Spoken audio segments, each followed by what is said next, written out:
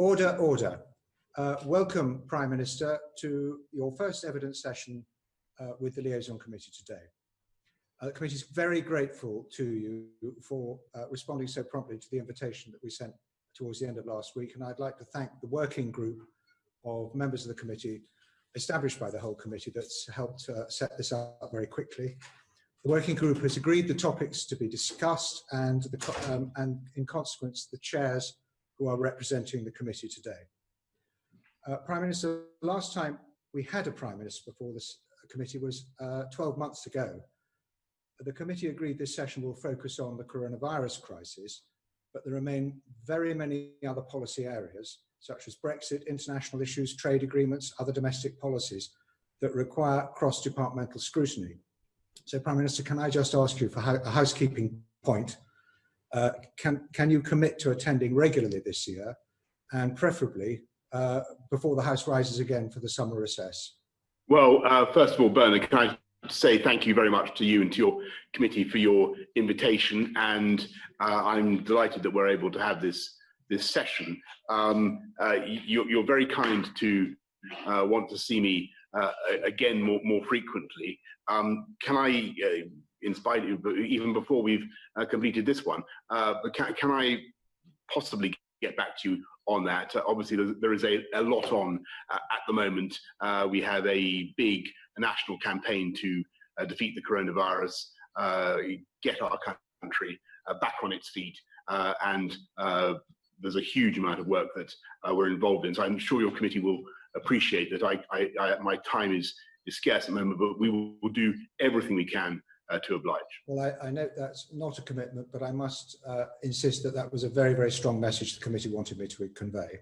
I understand, and I'm delighted to be here today. And the colleagues have assured me their questions are going to be very short and to the point, and I would be grateful if you would confirm that you will give short and direct answers.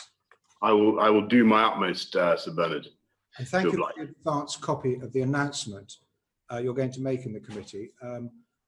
But without time to scrutinise in any depth, the committee is concerned that it does not wish to be diverted from the questions we've got. And if your announcement is lengthy, I'm afraid it will slightly lengthen the proceedings. I just warn you of that. I'm sorry about that. But if you can keep your questions short, that will help us. Answers short, that will help us. Of course. I'll go straight in. The committee is obviously extremely concerned about the issue of your senior advisor. This poll suggests large majority of the public believe that your advisor did break the lockdown rules. How much do you think this has undermined the moral authority of the government with the public at a time when public confidence in the government is so important? Well, Bernard, thank you very much. And I wasn't going to make a long announcement today about the test and trace scheme, but I thought perhaps your committee would like to interrogate me about it if they have a chance to read what we're doing. But on that particular matter, all I would say is that this has really been going on for several days now, or in the media at least. And I, of course, am deeply sorry for all the hurt and pain and anxiety that people have been going through throughout this period. This country has been going through a frankly most difficult time. We're asking people to do quite exceptionally tough things, separating them from their families. But I must say that I feel that from my advisor, to whom you refer, we've had quite a lot of autobiography recently. I've commented on it. I think people know my views. I really don't propose to add to it. And I think what the public do want us to focus on, Bernard, if I may, is I think they want us to focus on, as far as we politicians possibly can, on uniting our message to get to your point, and focusing on their needs and explaining carefully what needs to be done next to get our country through this epidemic. Prime Minister, you said on the 24th of May that Dominic Cummings had acted responsibly, legally and with integrity. And that reflects that special advisors are bound by the section on integrity in the Civil Service Code. why have you not invited the Cabinet Secretary to conduct his own independent inquiry in order to give you independent advice? Well, I do think that's a reasonable question to ask. But as I say, we've had a huge amount of exegesis of discussion of what happened in the life of my advisor between 27th of March and the 14th of April. And quite frankly, I'm not certain right now that an inquiry into that matter is a very good use of official time. We're working flat out on coronavirus. What advice have you sought from the Cabinet Secretary about compliance with the code and that matter of integrity in the code? Well, I have no reason to believe that there is any dissent from what I said a few days ago. Has he had an opportunity to ask his own questions of your senior advisor?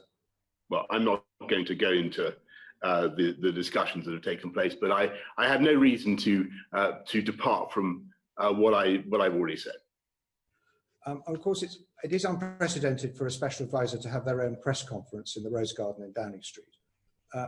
How did you consult the Cabinet before agreeing to this? Well, I thought that it would be a very good thing if people could understand what I had understood myself previously, I think on the previous day, about what took place. And there you go. We had a long go at it, and yeah, look, it's been a very frustrating episode, and I understand why people are have been so concerned, because this country is going through a horrendously difficult time. But I really think that, insofar as what we need to do is to focus on getting the message right, which is, I think, probably common ground with your committee, then I think what we need to do really is to move on and to get on to how we're going to sort out a coronavirus, which is really, I think, the priority, the overwhelming priority of the people of this country. We have a plan. We've been going through it. It's working. We're now coming tomorrow, the 28th of May, to a very important next stage. Pete Wishart. Thank you, and good afternoon, Prime Minister. And it's good to see you in the Liaison Committee, and for the first time ever. Can I just start by saying to you, I actually think that you've been quite brave in the way that you've been prepared to sacrifice the credibility and popularity of your own government just to stand by your man. You've done something I've never seen done in the 20 years I've been in the House. You've somehow managed to unite a nation in condemnation and indignation over your handling of Mr. Cummings. And as the chairman alluded, 80% of the British public now think Dominic Cummings broke the rules. 63% said you should sack him. But the most worrying thing, Prime Minister, is 65% say his conduct makes it less likely that the public will now follow lockdown rules. Surely, Prime Minister, surely no man is more important than keeping this nation safe. Well, Pete, if I may respectfully say, in addition to what I've already said about that particular matter, a lot of what was written and said over Saturday and Sunday was false in respect of my advisor. It wasn't correct, and I think that he's had an opportunity to clear the matter up, and notwithstanding the various party political points that you may seek to make, I think the best, and your point about the message, I respectfully disagree. I think actually the best way to clarify the message, the best way for people to understand what we need to do next, is for us all to move on and focus on what we're doing tomorrow, what we're doing on Tuesday. Sorry, Prime Minister, have you had a look at your inbox? My inbox, like MPs across the UK, is filled with people listing their sacrifices to follow instructions that you set. I've had constituents who haven't been able to see their grandchildren and families for months. People not being able to visit dying relatives or attend funerals. You know what this looks like to them? One rule for those at the heart of government and another rule for everyone else. He won't say sorry. Will you say sorry on his behalf? Well, of course, Pete, I am sorry for the pain, as I say, the anguish and the heartbreak of so many people in this country. And by the way, there are people across government at every level who have been going through exactly the same privations and difficulties. And of course, we all understand that, and I share that. All I'm saying to you is that I think that what we need to do now, as politicians, as leaders, if we possibly can, is to set aside this row, because I'm afraid a lot of the allegations turned out to be totally false, and to move on. I've said what I've had to say about that matter. I think that insofar as it is correct to say that it is a distraction, then by that very argument, now is the time to leave it aside and move on. Point blank, Richard. But this is just growing and growing, Prime Minister. The anger is reaching fever pitch. Writing this out just looks like petulant defiance. It's almost like you're now goading the nation. You know that eventually you will have to let them go. Why don't you now just get on with it? Anything to add, Prime Minister? Pete, thank you so much for your point. I consider that to be, very, it's a valuable piece of you're making a political point and a piece of political advice. I consider that this government, what this government needs to do is focus on the needs of the nation, on sorting out this problem, and on getting our message across, and that's what we're going to do. Stephen Crabb. You're muted.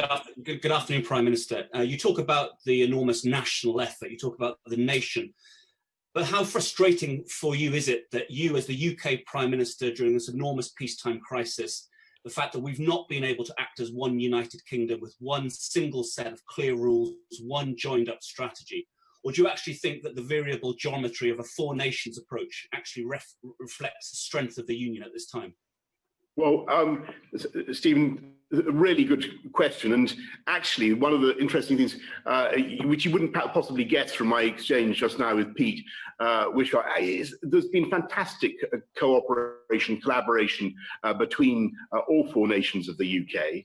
If you look at the differences between our approaches, they're very marginal. And to get to your point, it is very important that when there is a slight difference in the R, for instance, between one part of the UK or another, or when one of us has a slightly different problem with care homes, or as we're seeing in Scotland or Wales, it is entirely sensible that there should be slightly different approaches, and that's indeed what we have seen, and you see that in many European countries. Thank you, Prime Minister. So can I ask you that, on that point about collaboration, one sentence, how influential were the criticisms of the Scottish and Welsh First Minister about the easing of lockdown rules ahead of your statement on May the 10th? Did they effectively put a break or temper your own instincts to go further? Is that the reason why you gave a more cautious statement on that day? Are they having any influence over the approach that you're taking? Well, Steve, we all work together, and I listen very carefully to what Mark says, to what Arlene and Michelle said, what Nicola says. Of course, we think about it together.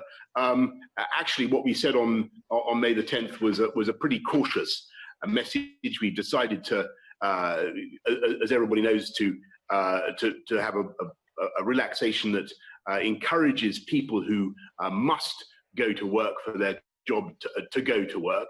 It's still the case that if you can work from home, you should work from home. But we also brought in some relaxations on exercise and people's ability to travel to take exercise. Only in England.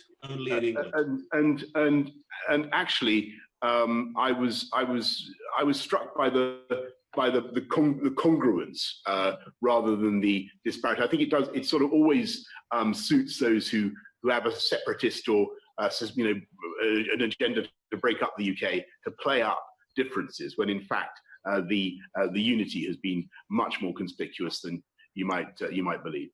Already 4 minutes behind, Prime Minister. Simon Hawke.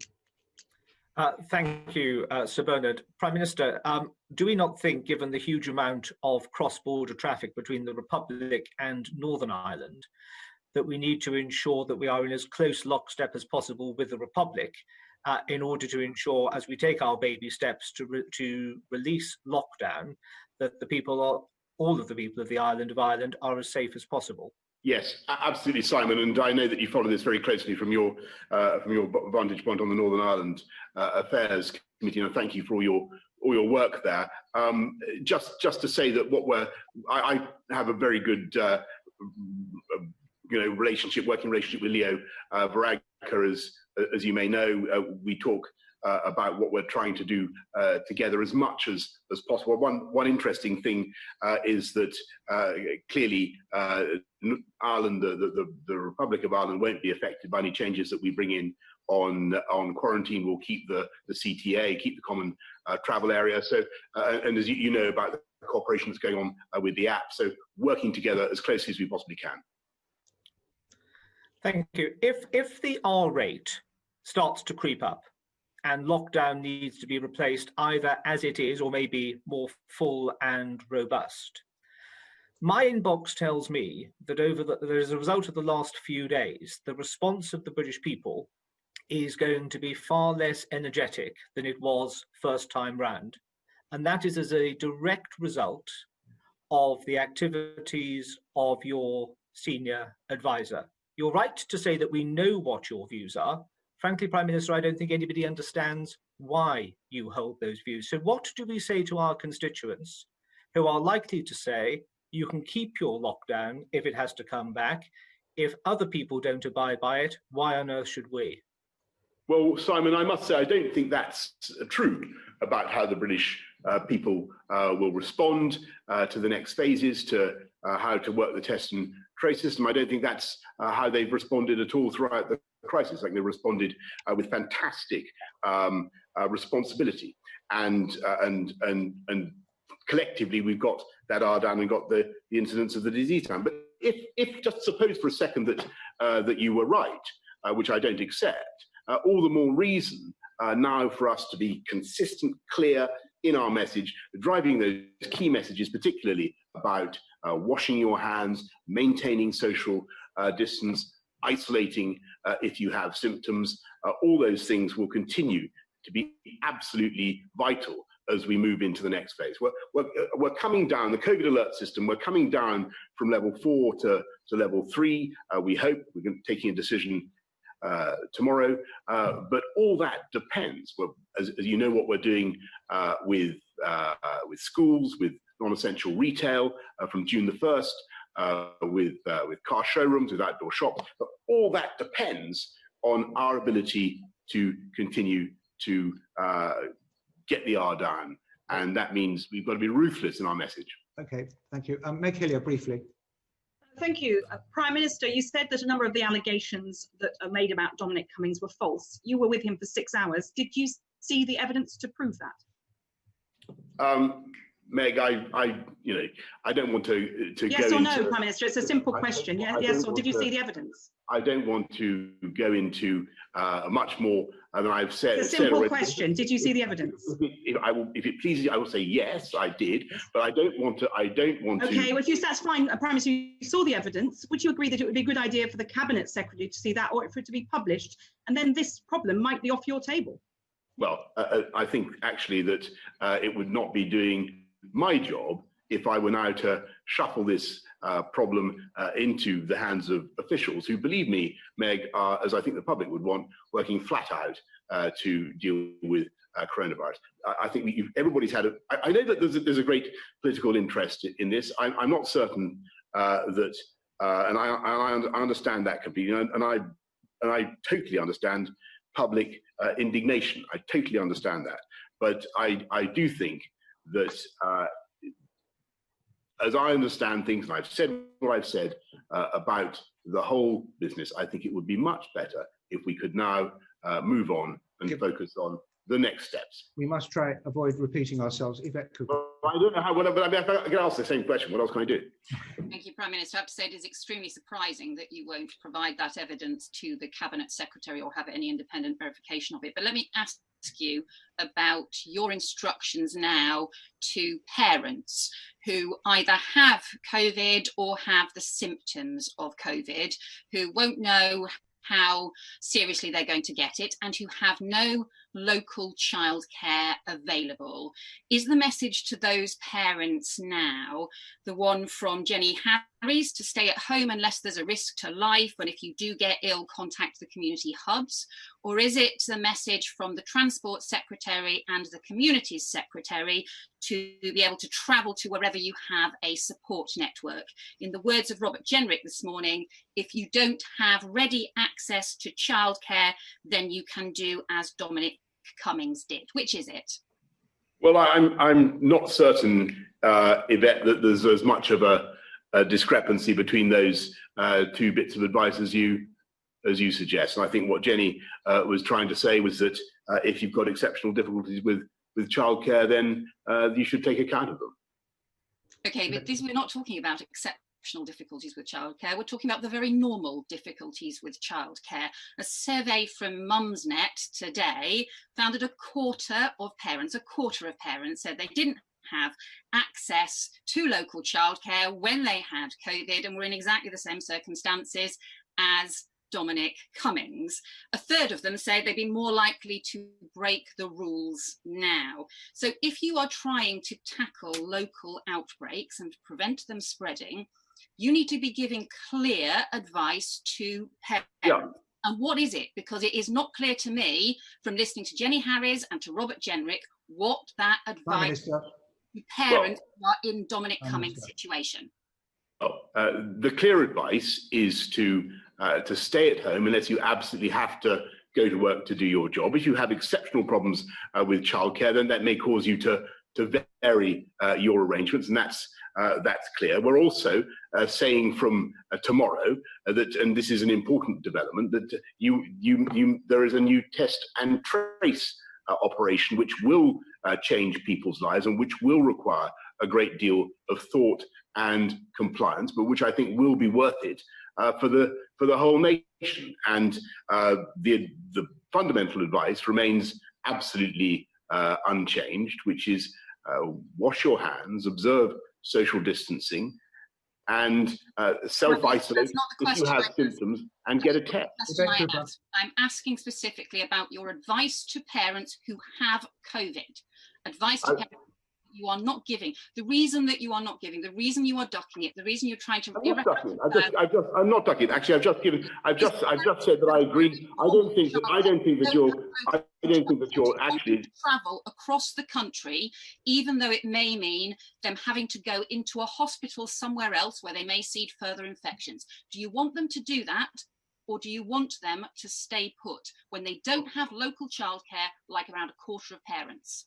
Yvette, I think you'd have to look at each individual case, and there were particular circumstances that my advisor explained. I think what Jenny Harries was trying to say was that where there are exceptional difficulties, then people needed to take account of them. And other than that, I don't really know what I can add. No, here's the problem, Prime Minister. The reason you are ducking this is because the reason you're not giving people a straight answer is because you are trying to protect Dominic Cummings. The reason you've sent all of your ministers out to say fudgy things and unclear things is because you are trying not to incriminate Dominic Cummings and you don't want to apologise for him. The problem is that means you are putting your political concerns ahead of clear public health messages to parents who have coronavirus. And the consequence of that is putting your political concerns above the national interest. You are trashing, in the words of public a question, please. If I may say so, I don't wish to be. Let me put this to you as a precise question. On the way into this crisis, you were criticised for getting a whole series of messages, decisions wrong on shaking hands, on business as usual, on letting Cheltenham go ahead. Have a question, please. A series of those things, and 40,000 people are dead.